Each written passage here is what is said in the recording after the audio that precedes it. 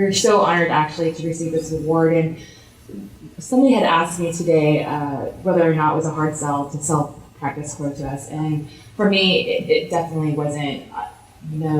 We obviously in the legal industry have a diversity problem, and there's statistics that show that part of it is that it starts at the beginning, right? Where, for example, look at male-female, where there's only a 1% difference between whether or not a male will get a project versus a female. And a lot of that has to do with implicit bias. But by the time they're, seventh or eighth year associate, that percentage has grown to something like 40%, because those women have not gotten the same opportunities as the men. So obviously, as you get more senior, that builds on itself. So by the time you're senior, the male has gotten, 20 more projects than the woman has. And so at that point, when they're actually evaluating people based off of merit, they're looking, hey, we're looking at things based off of merit. So, this male has more experience than the female. And so it's really important to us and as a firm to make sure that we're addressing that problem, that for those folks who are traditionally underrepresented, who don't necessarily have the same resources as other people, that we give them that support that they need in order to get that head start or even just be on an equal footing as other people.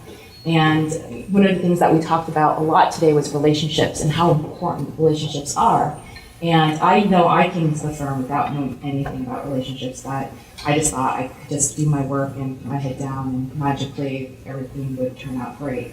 But the legal industry really is a whole lot about relationships. And so I'm so happy that there are organizations like PracticePro that really emphasize that and really put you all here in a position where you can use those resources and really find those folks who can help you succeed. So we're really honored to be able to receive this award and include that in all our other programs. And Nikki mentioned Women in Reaching Business, and that program, emphasizes for us that we look at this at all levels. So law students, at the firm, and with folks in the industry already. So Women in Reaching Business is both internal and external.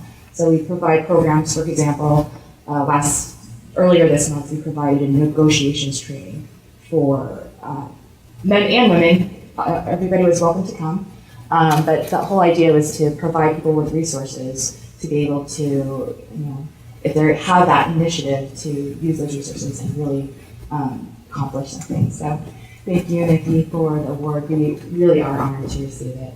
And I think I'm going to segue that into the introduction to our keynote speaker. And I really am honored today to introduce our keynote speaker, Michelle Vonderhaar, who's the Senior Vice President and General Counsel at Veritas Technologies. In that role, she leads the Global Legal Affairs team, which includes not just the legal department, but ethics and compliance, global affairs, diversity and inclusion matters. Prior to that, she was at Symantec starting in 2004. In 2009, she actually transferred to Huawei's Symantec as the general counsel, and then actually returned back to Symantec as VP of legal in Singapore. Prior to that, she was a commercial litigator at Nguyen, and then also a corporate finance attorney at Melvin & Myers. And she has an amazing admission to a bunch of different practices in DC, California, New York, and England and Wales.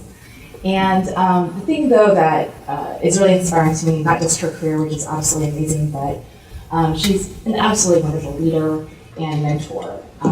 We subpoenaed an attorney at Veritas this past summer, maybe last year, and she was absolutely wonderful to her. She served as a mentor, and she's somebody who really gets to know her team. Talking about relationships here, she's somebody who reaches out to people and makes sure that she knows them, makes sure that they're comfortable.